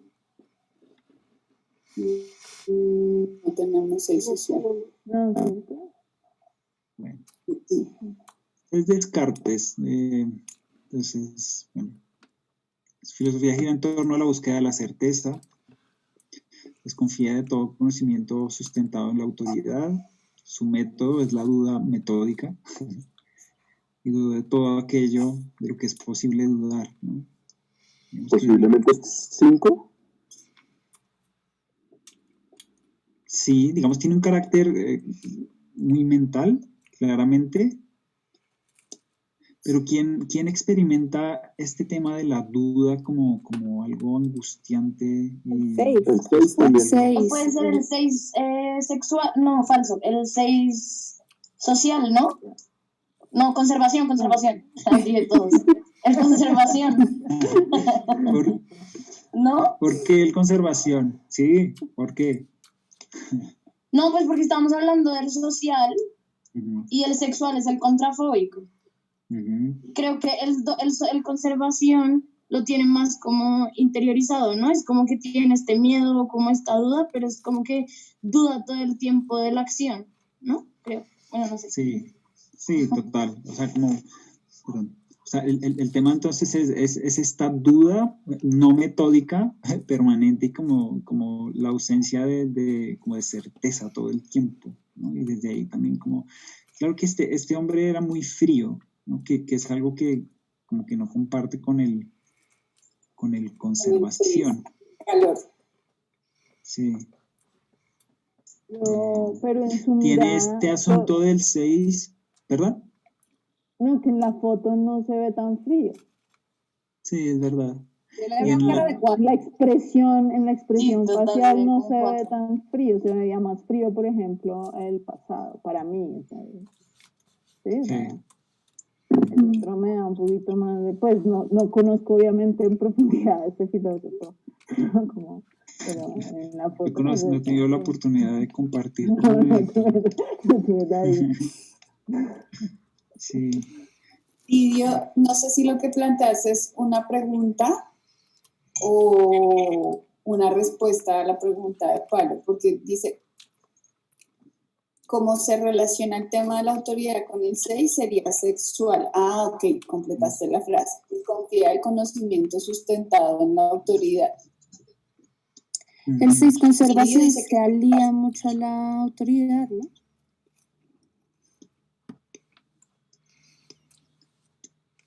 Pero el social también, ¿no? Sí, no, pero sí, no, digamos, entonces es una doble relación, como de buscar protección en la autoridad, y entonces sí, conservación, hay como una tendencia a querer estar cerca, pero luego hay una profundísima desconfianza. Y es cierto, en la biografía de este hombre, digamos que lo que se cuenta es que era como un niño bueno, obediente, silencioso, y era un estudiante como muy juicioso dentro de alguna orden monástica, no recuerdo cuál, pero dentro como desconfiaba plenamente de todo lo que estaba aprendiendo, incluso de sus profesores y sus autoridades, y lo que él hace como su gran movimiento filosófico fue salirse de ahí y hacer, pues, digamos que la obra de él, hay varias cosas, pero hay una cosa que se llama las meditaciones metafísicas, otra vez con la metafísica, y es que él empieza a dudar como de todo, como a buscar cualquier posible duda que se pueda plantear a sus creencias.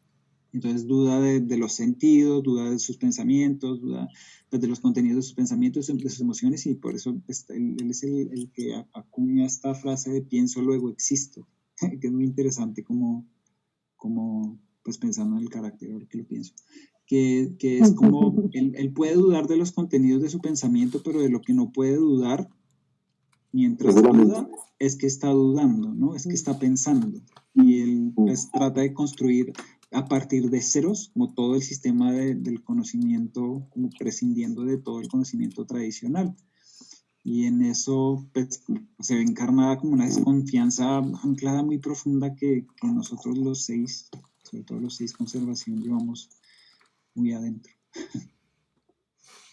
A mí quiero decir algo que a mí me está pasando con este ejercicio que estamos haciendo, y es que como nosotros hemos estado trabajando el tema de las ideas santas, sí.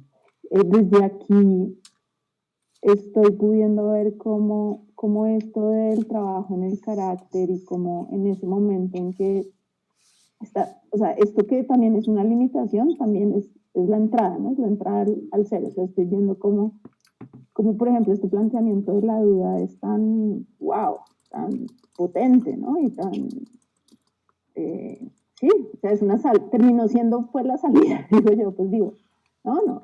Entonces, estoy viendo eso, estoy viendo cómo también esto de las ideas santas en el carácter, sí, ¿no? Cómo se puede llegar hasta, o sea, está siendo tangible, digo. Pues. Entonces, qué chévere, Ana, sí. Sí, del punto, muy bonito. Y que pasa también por un proceso de poder llevar mucha conciencia justamente al propio carácter, ¿no? Más que el apego, pero sí llevar mucha conciencia. Y ahí como que se abre un camino, ¿no? Para atravesar, no sé, para potenciar. Bien, sigamos. Bueno.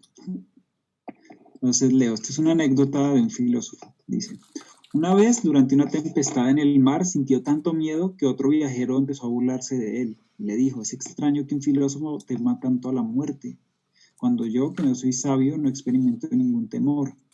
Muy orgulloso, Aristipo, que es el filósofo del que estamos hablando, le contestó, ¿quieres comparar acaso mi vida con la tuya? Yo tiemblo por la vida de Aristipo y tú por una que no sirve para nada. Ay. ¿Qué carácter? ¿Puede ser un 2? Sería... sexual. Sí, 2. No, pues está en un pedestal. Total, ¿no? Es el orgullo. Como antifóbico también, ¿no? ¿Perdón? No sé, me llegó como un contrafóbico, pero no sé. Lorena dice que es un 2.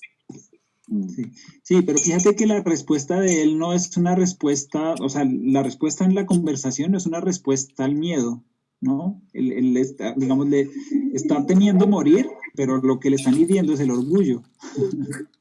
Lo que le disparó la reacción neurótica es como que le dijeron, ay, se asustó. Y cuando dice esto de yo tiemblo por la vida de este otro, como todo salvador, todo como que se entrega, pues sí, como que sí. Su dolor o lo que sea es por el otro, ni siquiera por él. No, pero está hablando de él mismo. No, está hablando de él mismo. Claro, eso sería muy 2 también, ¿no? Pero este es un orgulloso que entonces, sí, como le tocan el tema de, ay, no, pues qué susto. Y él está diciendo, bueno, pero hermano, usted no está asustado, pero es que usted vale mierda, ¿no? En cambio, estoy asustado porque la vida que está en juego es mi vida, que no es cualquier vida. Además, despreciando al otro, ¿no? Poniéndolo súper abajo. Me suena algo conocido.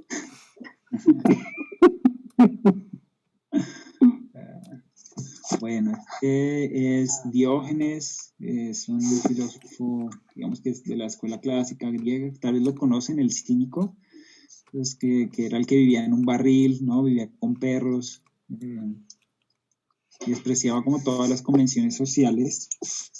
Hay una anécdota muy bonita de él, entonces un día Alejandro Magno, Alejandro Magno fue como educado por Aristóteles y de manera muy pilo, también muy cool. Entonces un día fue a conocer a este hombre, porque ya era un filósofo muy renombrado, sabía que era un hombre muy sabio, y va Aristóteles, no, ¿cómo se llama? Alejandro Magno, y lo ve ahí en el suelo, viviendo en esas condiciones en las que él vivía, y le dice como, hola, soy Alejandro, y me gustaría saber si puedo hacer algo por ti, ¿no? En plan, soy el dueño de Europa, buena parte de Asia, y no, pues como que me sorprende que ibas así, como me gustaría que puedo hacer por ti. Y él le dice, ¿puedes correr por favor porque me estás tapando el sol?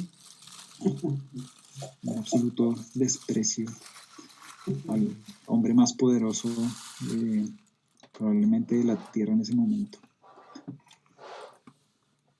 ¿Cómo lo ven en estampa y digamos, en esta actitud?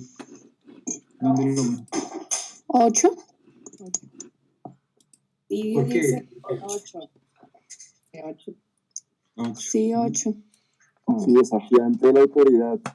Y por la pinta también, ¿no? Sí, por la pinta. Sí. Por el cuerpo. Desafiante de la autoridad, ¿no? Muy él también, ¿no? Como muy afirmando su... Resfriado. ¿Perdón? Yo le decía, como muy restiado, o sea, sin importar el riesgo, sin nada, o sea, soy lo que soy, ya me vale mierda. Me vale mierda, sí. Dice Didio, tierno con el perrito. ¿Cómo? Tierno con el perrito. Claro, importantísimo eso. Bien. Bueno, es un 8. Digamos que no era un 8 particularmente lujurioso, y ahí también en eso ir más allá de su lujuria, pero bueno, tenía este carácter fuerte, afirmativo, no contestatario, pero como indiferente a la autoridad. Este es Ludwig Wittgenstein. ¿Dónde lo ven? 5. 5. O 4. Miren los ojos, miren los ojos. 4 conservación, sí. 5. Bueno. Claudio trabaja como un uno. ¿Verdad? ¿Un uno? Sí, como la cara. Bueno, ahí. Un uno tan despeinado. Ajá. Tiene este hombre, digamos, él es de principios del siglo XX. Él, bueno, tiene una historia interesante. Él era ingeniero y terminó trabajando como filósofo por invitación, bueno, porque no se pensaba y por invitación de otro filósofo y entonces tuvo como 2 obras grandes y la primera se llamaba el Tractatus Lógico-Filosóficos y es como armar una obra lógica con puros aforismos donde pretendió como replantear la historia completa de la filosofía y era una obra como en la que trataba de traer como la filosofía a una precisión como matemática, silogística, lógica absoluta. Y luego tenía también como una tendencia, no una tendencia, pero una aspiración a la santidad. De hecho, se sentía como una especie de santo. Y es muy interesante porque desde ese lugar entonces, por ejemplo, en algún momento decide, no, me voy a convertir en profesor de niños, ¿no? Para educar y con esto como reformar la sociedad. Y cuando empezó a trabajar con niños, prontamente como su incapacidad de aprender y su imperfección lo llevó al extremo de que hay una anécdota muy famosa de cómo un niño quedó inconsciente de un golpe que le dio él en una clase, un niño de 12 años. ¿Dónde lo ven? 1. Sí, 1. Es un 1. Sí, ese golpe sí. Y un poco esta idea como de la santidad, pero sí, como soy santo, pero luego como que la imperfección del mundo no me permite actualizar como la ira. Además, porque trató de perfeccionar la filosofía misma, metiéndola en estas categorías tan específicas. Y también como esta búsqueda de reforma desde el interior de la educación, que luego pues lo llevaron al límite de su carácter. Y van a ver que este tipo sería con esa, como dijo Ire, con ese despeine tan extraño. ¿Sexual? Pues sí, no sé, la verdad. Yo creo que esto que de perfeccionar, ¿no? Pues dice mucho del reformador. Pero sí, no sé, habría que conocer un poquito más, no sé cuál podría ser. Y eso, ya 10 minutos, Chiqui, ya te alcanzo. Ya también, pero ya van a ser las 8, ya nos apuramos un poquito. Bueno, y este es Arthur Schopenhauer. ¿Cómo? Este es conocido, Schopenhauer. ¿Cómo? Cuéntanos un poquito de Schopenhauer. Bueno, Schopenhauer es una maravilla de personaje. Digamos, tiene toda una historia en su infancia de la relación con su madre y su padre, pero bueno, lo más interesante de él es cómo encarna una forma de pesimismo trágico muy profunda y bellísimamente elaborada, que les recomiendo mucho leer, la obra de él. Y él, digamos, yo tenía unas frases que les quería compartir.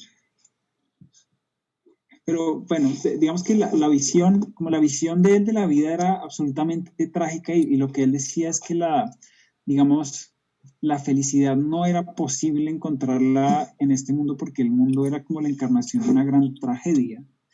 Y como que, sí, como donde sea que buscáramos la felicidad y donde sea que persiguiéramos nuestros propios deseos, lo que estábamos contribuyendo era como a la tragedia de la infelicidad. Entonces dice, bueno, hay un tema, también él vivía en una permanente pugna como por el lugar y la atención de los otros. Él es contemporáneo de Hegel, y Hegel era pues, un filósofo muy, muy importante, muy famoso, y tenía como la cátedra más importante en la universidad donde trabajaba también Schopenhauer. De la clase de Schopenhauer no iba nadie.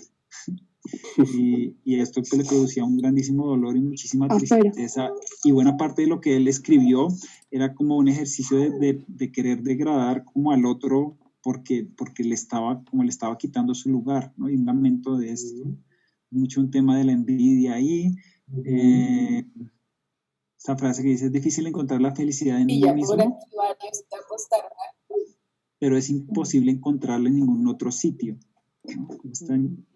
Como no hay, no existe. No es posible encontrar la felicidad ni en mí ni en los otros. Y sí, una visión como muy trágica de la vida. Y un envidioso de que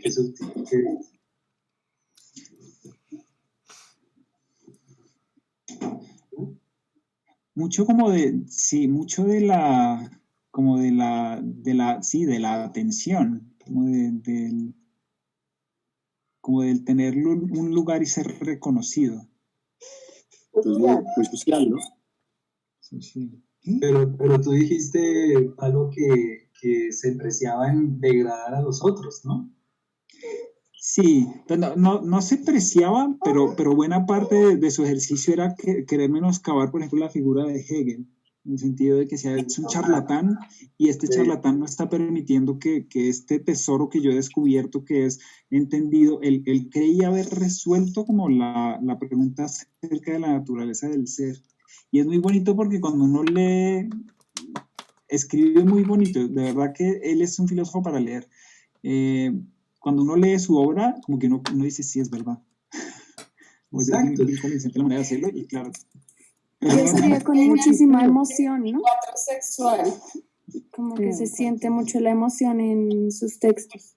Sí, es muy, muy emocional y muy y como, sí, emocionalmente como denso. Igual es precioso, es muy bonito. Digamos que la filosofía de él estuvo muy, muy, muy influenciada por la literatura hinduista y budista. Entonces tiene una idea digamos, de que el mundo es uno, como que el mundo del fenómeno, de nuestra experiencia, es múltiple, pero detrás de esa multiplicidad, como detrás de esa cortina de la ilusión de la separación, hay una unidad profunda. Él dice que esa unidad profunda, cuando sale al mundo, lo que hace es como comerse a sí misma y lastimarse y degradarse en el desconocimiento de que es parte de lo mismo. Es una cosa bellísima, es bellísima. Y es mi 4. Claro, la idea del origen. Y bueno, esto es, a ver. Yo tengo una pregunta. Dime. No sé si ya lo hablaron, es que al principio me falló mucho el internet. Y es si, digamos, el eneatipo del filósofo se asemeja al eneatipo de su filosofía o de la filosofía que propone. Digamos, si la filosofía pudiera tener un eneatipo, si es correspondiente. No sé. O sea, lo que dice Claudia es que, perdona, corte, aquí te abro. Lo que dice Claudia es que digamos, uy, ay, se cayó. Perdón, chicos. Que la luz, mira quiénes están ahí. Saluda. Que digamos,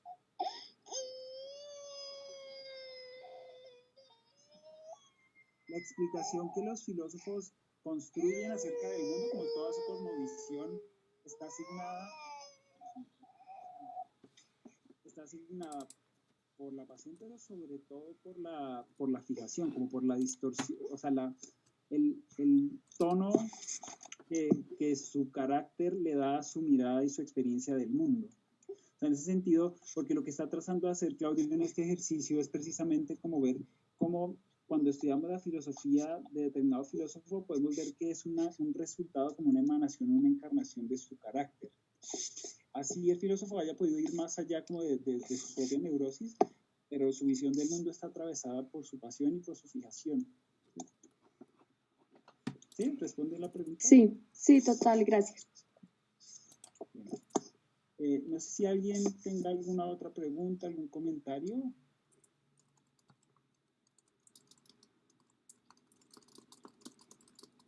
Bien, si no, pues creo que podemos dejar así, son las 8. El libro, le recomiendo, ese libro está muy bonito, el de Ensayos sobre Psicología de los Eneatipos. Tiene como varias miradas y lo que yo siento, pues como que lo que sentí leyéndolo es como un esfuerzo de Claudio por buscar distintas vías para familiarizarnos y aproximarnos a la comprensión de los eneatipos, pues, como parte de insumos para el ejercicio de conocernos a nosotros mismos y seguir andando este camino de desarrollo a partir del autoconocimiento. Entonces, si no es más, no sé si necesiten algo ustedes, tutoras, decir, compartir. ¡Ay, mira quién está ahí! Entonces, creo que dejamos así por hoy. Gracias, Palo. Gracias, Palo. Gracias, Palo. Gracias. Gracias, Palo. Gracias, Palo. Muchas Muchas gracias. gracias, Palomino, muchas gracias. Gracias, Ustedes. Roberto. Gracias.